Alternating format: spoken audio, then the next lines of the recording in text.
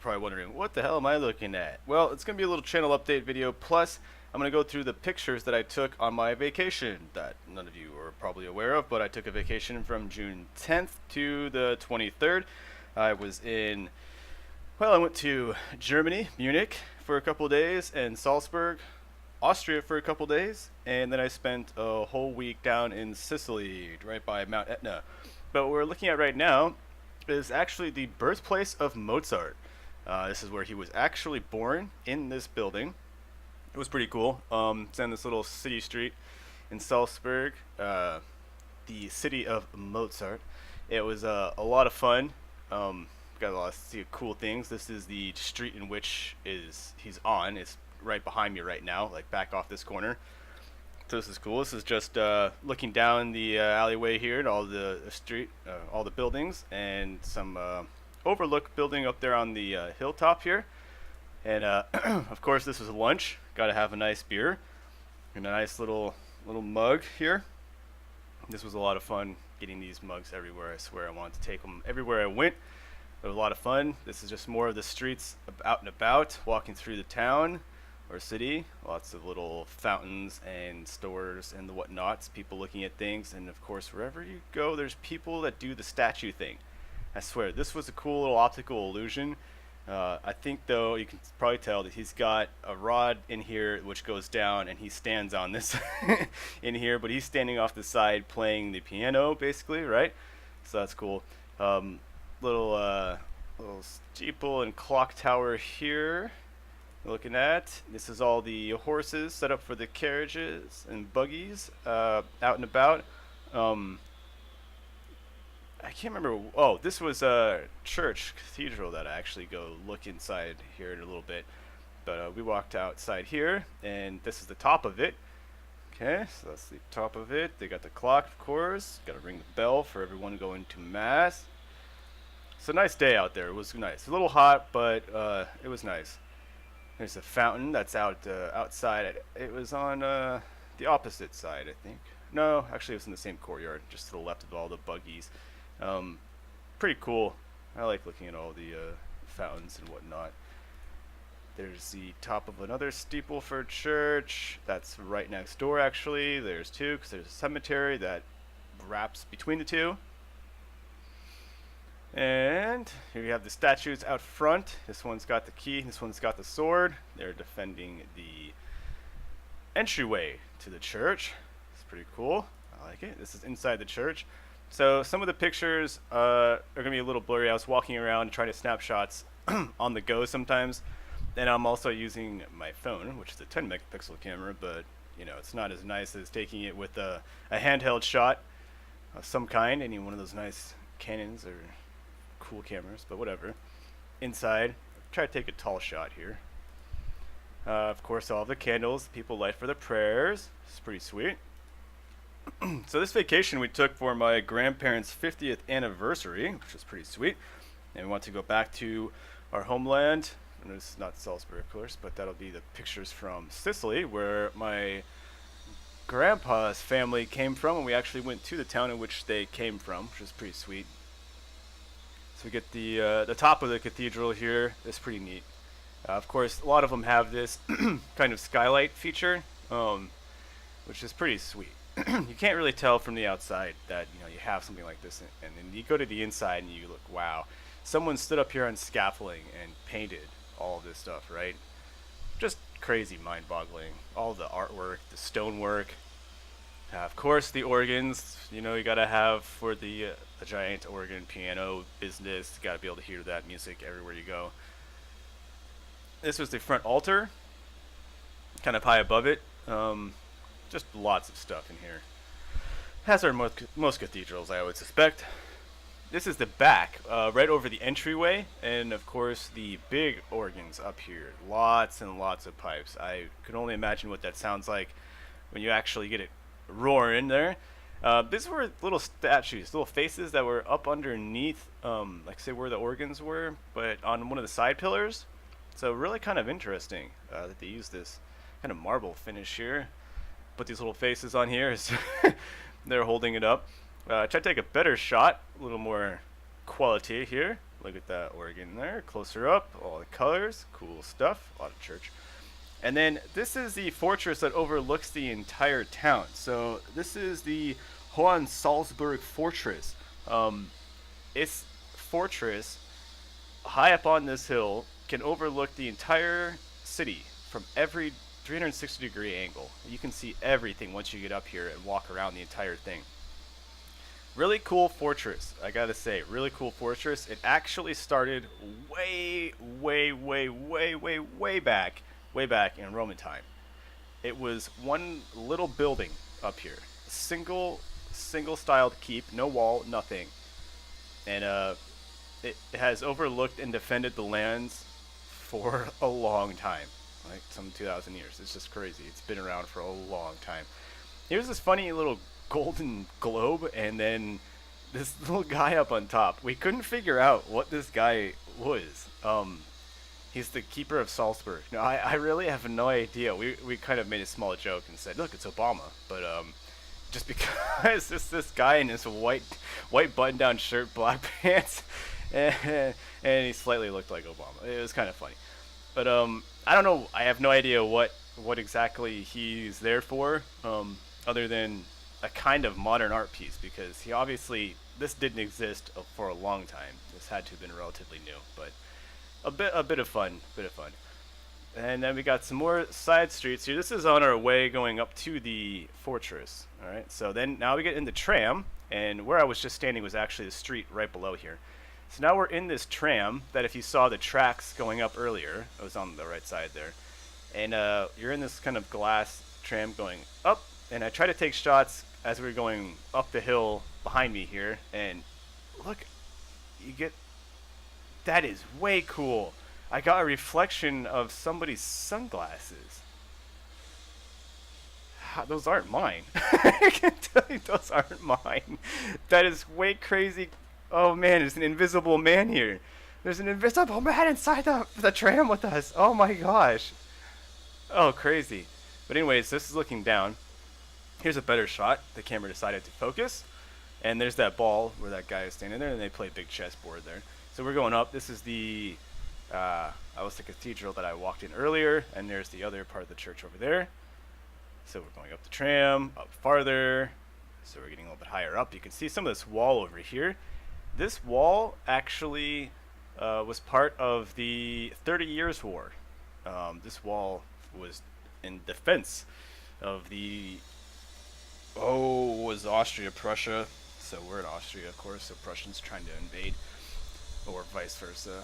My 30 Years' War history is not very good. But yeah, this is part of it. They defended this mountain top over here, and there's actually some more on the other mountain top, on the left side there. We go up. Here's looking down the tram. Pretty steep, going down or up, vice versa, whatever. But yeah, pretty steep tram, so you get up there, go up high elevation pretty quickly, but that's still looking down into that courtyard. And then we go through a little tunnel, which again, I got nice focus out of this one, so it's pretty cool. And crap focus going through the tunnel. And now we're on top. So I'm looking, right now the tram is about down here, below me to my right. And I do some shot over here on the, I guess, let's see, this is the south. The sun's over here and setting, so southwest side, I want to say. And then I take a shot. There's that same building from the right side, so I'm going to do like a panoramic of the whole city. So we're looking out north now. So we go, and this is still an extension of buildings and part of the defenses that overlooked the whole city. So that's that same hill, and this is now the main part of the city, and the water runs right through the middle of it, which is really sweet. There's a nice footbridge over here, and the Augustiner brew house is on the other side of this hill, and I definitely go have dinner there. It's freaking fantastic. €6 for a liter of beer. Love it. It was awesome. Everyone's walking around with the liter of beer too. It's great. There's that wall again, and it stretches all the way back up and over here. It was really cool. This whole mountain top over here is defended, and it's because of this house over here, this mansion, basically, that's what it's been there for quite some time, and some noble person lived there. So they defended that part of the hill, as the fortress up here defended this side, and that building and the wall over there was defense for the western part. So we're inside the Salzberg fortress, and there's of course some cool artworks and whatnot up on the walls. So I take some pictures of some of these cool features. And walking around the inside, this was the outer section of wall. Basically, this is an inner section of wall, and you can see lots of cool stuff. More artwork everywhere, stonework. Lots of this stuff. Now we're looking out the south side. The south side. I'm actually just almost straight. No, southeast, more or less. So this big hill, if you keep going a little bit left, it would be that wall from that cool mansion. So we're looking south, and basically what I was trying to look for was the eagle's nest, Hitler's eagle's nest, and it actually is up in here. Yes, it is. Somewhere off in here. My brother and I were trying to look for it, but you cannot see it because of the haze and the clouds over here. But it is off in this distance with a little bit of snow on those hills. And it's over there. We found you, we did indeed. But yep, some more pictures as I go 360 degrees all the way around the fortress. And then down here, a little courtyard, which is really cool.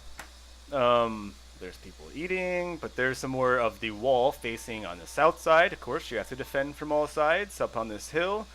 And I don't think this place was ever captured. I think it defended itself for all of time. I mean, through all the wars. I mean, it's been around for a long time, and it was in every war that came to this area. Crazy. Here's me in one of the canyon overlooked spots here. I felt like being inside a picture. I don't know. For once, I wasn't taking my own, the pictures.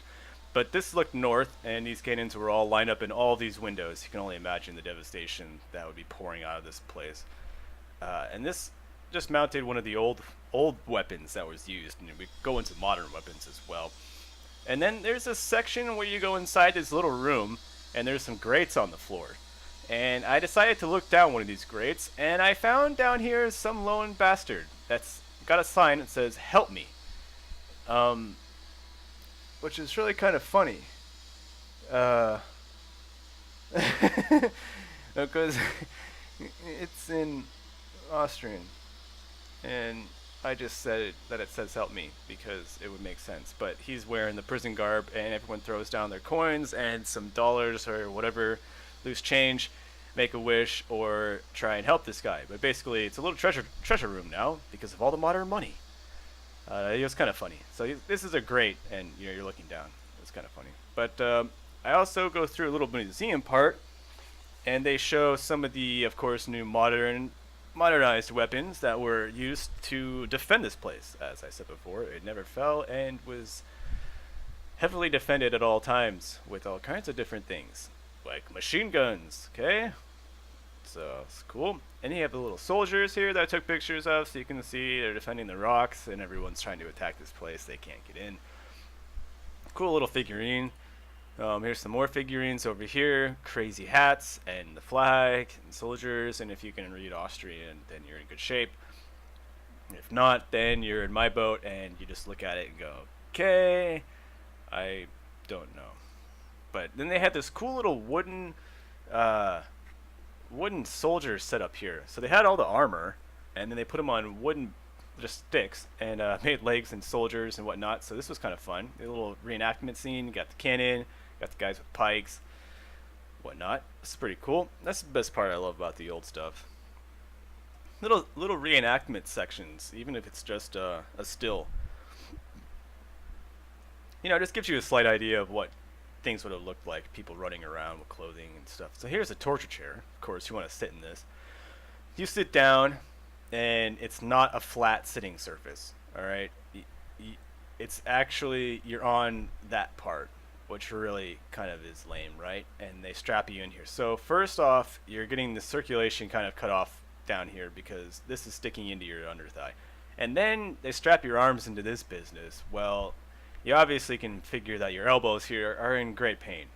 And then your back. If you can manage to not lean back, then you're okay. But once you do lean back, then you're in pain again. So the pain here is continuous and does not look fantastic. Not want to be in this torture chair? No, thank you. So this is actually outside of the fortress now, and back down the tram, and off to the western aspect of things. These, I was almost say building, but it's not a building. This, it is, I guess, a building. Anyways, it's like a dwarf building. It's in the wall. You can figure that out, right? So they come in here, they go inside here, and this all has more buildings and more rooms and the whatnot. It's actually the monastery, all right? The monks and whatnot stayed in here and lived. Probably nice and cool, shielded from the environment. And inside of this place, and actually underneath the entire fortress, is a mine for what was it? It's a check. What were they mining underneath this damn fortress? I forgot already. The pink crystal? Was it rose quartz? No. No, it's the yellow one. Sorry, it was the yellow crystal. I don't remember. I can't remember. But they mined the hell out of it. It's just this gigantic mine underneath here, and they actually used the water and some other technique to erode away the rock underneath and mined. And inside, of course, there's a nice little gift shop where you can buy a bunch of jewelry with this stone, of course. But the water that goes through there is, they argue, of course, and there's places all around the world that argue this, but some of the best water in the world because of the way it's purified through the rock underneath this place. It is ice cold water.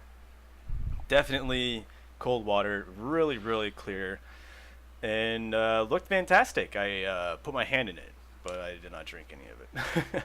It was pretty cool, but you're underneath this entire thing. So these people live inside this phase, and they're all pretty good and protected with the fortress and everything like that. It's pretty cool. Really lots of fun. So this is going inside the tunnel to Hitler's Eagle's Nest now. So we've taken, I think it's about a 40-minute bus ride or so, 45-minute bus ride outside of Salzburg, and now we're going up. Oh, we skipped. Okay, that's right, I skipped. You go into the tunnel and then up the copper elevator that Hitler had made, and now you're up on the top of the Eagle's Nest. And this is cool because you can look down now and see a bunch of the areas. This is the actual Eagle's Nest overlooking. Salzburg itself is that way over here, so we drove the 40 minutes or whatever down between the mountains and then over here to the other little village, or it's town, city, whatever. I can't remember what it is that it's called. Don't remember the name, but that is the Eagle's Nest from the southern side looking north, and this is just pictures off the Eagle's Nest and all of its views, which is pretty cool. Way up there, it's a panoramic shot that I tried to take, and I think it worked out pretty well. We've been trying to figure out, some panoramic shots make this funny V where a focal point is down here and it makes you do this, but because I'm pretty sure that my grass should have kind of expanded this way. As you can see, the grass right here should have made kind of a roundness here, but it was, I don't know. Anyways, that's panoramic. This is some cool rock features that are north of the, you can keep walking and it goes this trail and it keeps going up actually. So we saw some rock climbers go up. Not this, obviously, you can keep walking their stairs, but there's a mountain farther this way that you could start to climb on, which was cool. We didn't actually see them climbing, but we saw them take their gear, which was pretty neat. So really cool rock structure here. I like this. Here we're looking northeast, I believe, off of the Eagle's Nest. Lots more cool scenery to look at, and this was just some funny, cool. This is where the trail goes. So you walk underneath these rocks and keep going and follow the trail back that way. And this is looking down, so these people went that way still, and then we're rock climbing somewhere above this even. So it's pretty nifty. More rocks and nifty rocks, and the clouds were rolling in, and the view started to go down on the north side as the clouds came running in. This is just a cool picture through a rock, the town below. So this is the famous, well,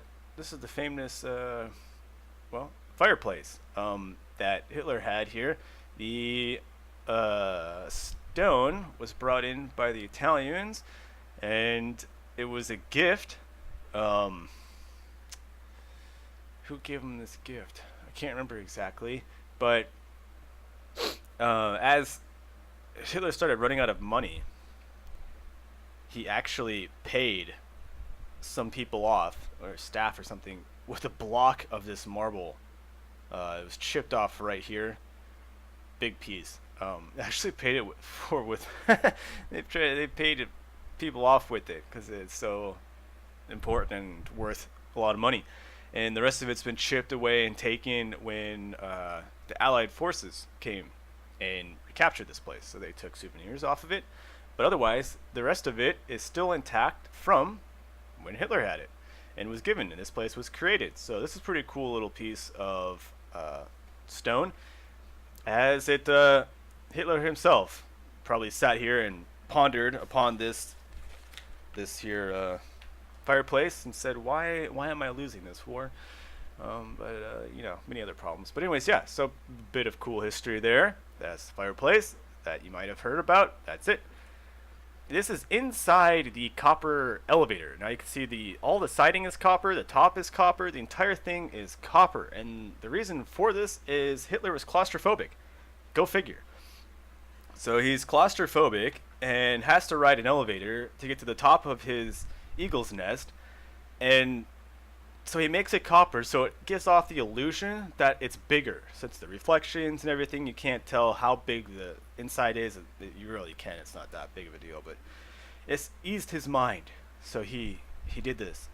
And it's a really fast elevator, really fast, all of like 20 seconds to climb some, not even 8 seconds or something. It's ridiculous. It's some 8 seconds, or what was it, 8 seconds every few hundred feet? I don't know, you go up like 400 feet and you're there in like a lickety split. So this was because of the gigantic diesel motor, submarine motor that he had powering this thing. This was a dome right outside the elevator. I didn't really get a good shot because it was dark in here. And then I tried to take some shots of the tunnel again, and here we go. So it's a long tunnel, right? So on top of Hitler being claustrophobic, Hitler also does not like driving in reverse, right? So every time the Jeep comes in here, he drives him in, he gets out. The Jeep then backs up, then turns around and backs up all the way back in here. So when Hitler comes back down, he gets in the Jeep and the Jeep drives straight forward. Hitler doesn't like, he's claustrophobic. He doesn't like driving in reverse, and he's actually afraid of heights. He never actually stays overnight in this place, this eagle's nest, because of his fear of heights. He only spends a day at most there, and it's only ever used to entertain some diplomatic figures. Really awkward building. It cost lots of money, lots of resources, and it was barely used for anything. Doesn't make a whole lot of sense, but here's some more people walking in front of me. Here's the outside of the tunnel that you walk into. And all of this is Italian stone brought in by hand and hand carved. So they had to bring up these pieces of stone up the entire hill, mountain, and placed here, all for Hitler. So thank you there. They did a lot of great work, lots of nice stone, still intact, looks great, fantastic stuff. And this is the giant diesel submarine motor that powers the elevator. Well, not anymore. So it's been taken offline. It still functions, but it's taken offline, and it was replaced for some Volkswagen motor that's new. But this thing had to run since the installation when Hitler put it in, never broke down, and still works, and they replaced it. So they said if the elevator were to break down and stop, that the other elevator that was put in place in case this did happen, right? They knew potentially this might happen, and of course Hitler being claustrophobic, there had to have been a replacement in there, right? So they have another elevator. It would have taken, I guess, some like hour, 2 hours to get out the four or so many people that would have been in the elevator, because they can only take 2 or 3 people at a time. So because of this, also another pet peeve for Hitler. At any given time, only 4 people were allowed in the elevator with Hitler, because if the elevator were to stop and they needed to use the safety elevator, that all people in the elevator could then be transferred to the safety elevator and be getting out. Otherwise, people would have to sit and wait for the elevator. It was kind of really a silly thing, but I guess the other elevator was on a crappy motor and it wasn't going to run very well. This is the King's Lake outside of Salzburg, about 20 minutes, give or take. I was told this King's Lake, and the reason why it's called the King's Lake, is that it's always crystal clear. You guys are probably looking at me and I'm looking at you, and we're looking at the picture, and I'm going, alright, I guess that's considered crystal clear. Eye roll?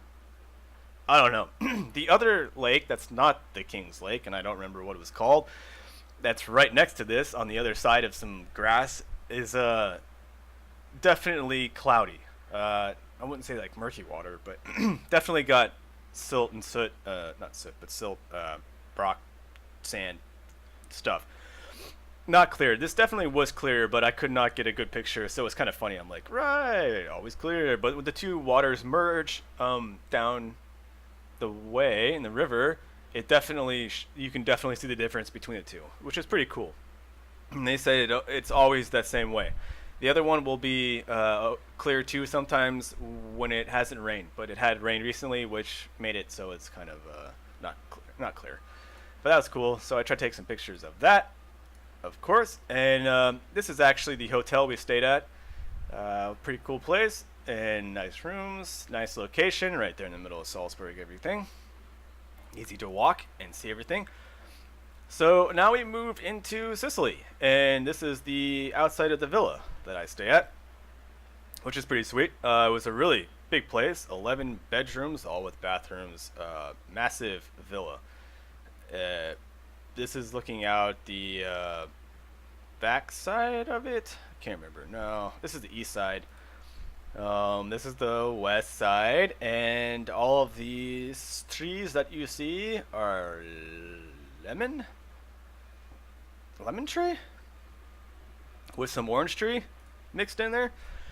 Some little cactus garden out back, if you call this kind of like a little backyard court area. And then you had an infinity pool out here in the shape of an L, which was pretty cool. All lemon trees. Yep, you can see the lemons. Lemon party. Lots of lemon trees. It used to be a winery, and they decided to change all of the grape trees to lemon trees. Then you have this kind of bridge walkway that goes back to the property, which continued on till this building, and then some fence way back there. So all in all, it's like man, I don't know, maybe 2 acres worth of land here. Couldn't really tell exactly with all the outstretched lemon trees. Inside, the little living room area, TV. This is where I watched some of the World Cup games. I watched Italy lose here. It was sad. More living room. This is a 360 degree of the 4 kind of living room areas. And this is down in, this is the north town from where we were at, Taormina. This was definitely really cool. Lots of cool scenery. Here's some beaches. We're up on these kind of cliff face. The town is, they like to build all of their towns on the sides of cliffs. It's really crazy. Or the shores, or up on mountains. There's another little castle that I never went up to. We kept telling Grandma that that's where we're going, and Grandma looked at us and said, yeah, right, because Grandma's 80, and Grandma was not going to go walking up that, so we didn't get to go up that. But we got to go through all the town here in the shops and see some cool stuff. So we got the little medieval man here. Take a picture of you. Some nice gardens. This is pretty cool. This is leading up to this Greek amphitheater. So this is one of the oldest and still being used amphitheaters today. So this was made by the Greeks way, way back in Roman time. So when the Greeks held Syracuse, this is north of Syracuse by about 45 minutes or so, give or take, by car, of course. So this is the outside of the Greek amphitheater. So I walk inside through kind of an entryway, and we got some old stone. And here's the entryway. I'm looking back out of it, and here it is. So as I said, it's still being used, right? So here's the old stone seating that would have been used a long time ago, like 2,000 years ago. And here's the new seating, of course, right? So, like I said, still being used, and I think it's actually one of the largest amphitheaters in Europe. Go figure that the old stone amphitheater is still holding it down today. So they still have shows here. They actually had, who was it? I don't even remember. Some actually famous person was playing here, like a day or two. One of the days we were actually in the vicinity of this place, but we didn't see it. I don't remember who it was. Someone really quite new, relative, but really cool amphitheater. It's just you sat down in one of the stones there, and we're like, wow, who knows who sat here so long ago? How many people have sat here? Just crazy. You can see some of the support here by these steel rods supporting the stone pillars that are still standing. Quite a few of them had fallen over and were broken and were laying down on the ground. But this is the modern stone tablet. That's not really a stone tablet. It was definitely fake. Background for the theater now, and wooden top for doing plays and shows or whatever they have going on here. It actually is a big screen projector as well, so they would do video shows as well there. But here you can see some of the tops to the columns that had fallen over that they just stuck on over here. And here's a view from over the back side of it. Now this is the same view from the shot that I took before, but I was actually down here on this street, and now I'm taking it from way up higher up in the amphitheater, which is pretty cool. And there's someone taking a shot with me taking a shot, so my photobombing shot, so it's kind of funny. But this is looking up the west side, and I'm looking back down into the amphitheater. You can see it's pretty good size. I mean, I can't remember how many thousand it sat, but it was a pretty good number, and they still do shows here. So you got a lot to look at.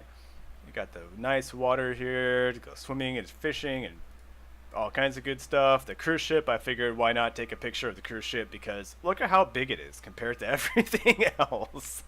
I mean, a cruise ship, and this is a good sized cruise ship too. It's got probably 4,000 some people on it, 5,000 people on it. Compared to like this little bit of town, this whole cruise ship would fit right here. Huge. Cruise ships are funny. And then some random things here in this little store that I walked by. This little gladiator guy is all fat. Kind of looked funny. Take a picture of this guy. Here's Mt Etna. This is really sweet. So we are about 30-40 minutes from the base, or the top of Mt Etna. We're on the base. We're actually what would be considered living on the mountain, as the mountain stretches all the way to the Mediterranean Sea. So it's considered living on the mountain here. You're on the mountain, and it's a really good soil up here. They call it the nice volcanic soil, and it's good for all of the grapes and whatnot. So they get really special wines from here. You always hear someone saying that if the grape was grown in a volcanic area, that its quality is far superior than that of any other grape you'll get, because of the nutrients acquired from the volcanic soil. So really cool. So this is at nighttime, and as you can see slightly here, these pictures aren't the greatest, and I wish I could have grabbed the pictures off my girlfriend's camera, which were really sweet that I took, but it's blowing up. It actually blew up for the first 3 days that we were there. Actually saw lava spewing out of it, and this is probably a good 300, 400 meters of lava flow. And I tried to take some close-ups, and it really just did not work, but you can kind of get the idea that it was spitting up here, and then sliding down the mountain, and you could hear the rumble. Like every 10 minutes, you just hear this boom, boom, boom, as the volcano grumbled, moaned, and creaked, and just spat lava and all kinds of stuff out here. It was really crazy cool to watch. And we asked some of the locals, like, is this bother you? You're living on an active volcano. I mean, active volcano, and nah, it's just does this all the time. So it literally is like it's coughing, burping, and sneezing, and it's okay. When it really blows up, there's lots of time to get out of there, and then you just have to rebuild, whatever. But it was interesting. We went up the top of Mount Etna, and we learned quite a bit from a geologist that took us on a tour. But this is actually this is overlooking the town in which my great grandfather lived in. So my grandpa's grandpa and dad. So really cool. We went there and got to look at where my actual family lived way back in the day. So those are some pictures of the area in which he lived. And then this is a castle that is on I want to say like an adjacent town, but it was probably like a 10-minute ride to the other mountain, basically. So we actually go over here and have some lunch. But these towns are all like this. Like I was saying, they're all on these cliff faces and mountain faces. This is how they build all of their towns, and it's easy to defend, I guess, if there was going to be some battles and whatnot. But fairly strange. Why not build it out here or here? But they built it here. Whatever. Some reason. But yeah, this is inside. So this is the main not courtyard, but the main entryway to the castle. So right to the left of me is the gate. And then on the opposite side of me, back here, is a symmetrical look to this, another little one of these gates, right? And up here is where all the archers would sit, and above me as well. So you would be able to enter this gate, and you would stand here in front of all these archers, present your case on why you should be able to enter this castle, who you are, why you're here, what you're doing. And if they like your answer, they might open the door. If they don't like your answer, you probably get shot with a bunch of arrows, and then they chuck you over the wall's edge. That's why they built this, though. This is the greeting area, and you'd be greeted with archers. So are you friendly? Are you not friendly? And should I kill you or not kill you right now? And here's inside the wall, so you can see they probably had something here. I don't know what. It's just open space right now, but obviously there was some kind of building here before, as there's rock and groundwork for something. Little castle keep wall here, tower, inside building and whatnot. And then you have some more. This walkway goes into another courtyard. So this castle was built in a square with 4 separate inner squares, all very symmetrical. The person who built this really liked squares. Little seating area back here, probably have somewhere to talk, kind of mini amphitheater style. There's a well that was definitely not old. This was new. Probably just to mimic what would have been a well back in the day. Was probably where they had all the horses rung up. So then this is the picture, right? Oh, sorry, not 4, 3. But very much a square and a square and a square and a square. And this is that open courtyard here, or entryway, where you'd say, hello, I am so-and-so. And they would say, no entryway, and shoot you with arrows and then chuck you over the edge. This is where I came in from, walked in, you go up here, you can take a look around. This is where the well was and whatnot, and that cool stuff. So this is the outside. This was really cool to see. And this is looking back into the town. So this is I'm sure the castle was here a lot longer before the town, but as the town came up, I'm sure the castle helped defend it. And of course the steep terrain in which to get here. So this is going up Mt Etna now, back in town, and we're going up the mountain. This is the lava rock, some of the lava spill, and you can see this is a much more recent lava spill, as there's nothing living here, right? And then you have all the lush green stuff around here. So this is one volcano that has a lot of greenness around it. It's really cool to see. And then here's someone that didn't make it. So this is what they were talking about I was mentioning earlier that, you have a lava flow, you usually have some time to realize, oh, it's blowing up, we should get the hell out of here. And so they did, and they ran, and their house got covered with lava. Well, they learned, let's not build our house so far up the mountain anymore. So they made this rule where you can't live within a mile of the top of the mountain, or not shouldn't say a mile. It was more like a kilometer and a half or something, but they decided that that was more or less a safe zone in which the lava didn't usually make it down to. So no one no longer lives up on the mountain within a kilometer of the top. Otherwise, this would happen. So, yeah, that was, the bad stuff. The lava would fill your house up and it would be down. So this is Mount Etna exploding a little bit here. I try to take some pictures, and as we parked off the side of the road here, and I try to get it actually spitting, but I just couldn't quite get there's a little bit. And it was just kind of doing this the whole afternoon as we were driving up here and trying to take a look at it. And no lava though. But it was something like 50 villages and 800,000 people lived around the base of Mount Etna. So pretty cool. Lots of stuff happening there. And yeah, just lots of fun. So this is another lava flow area where the green is coming back.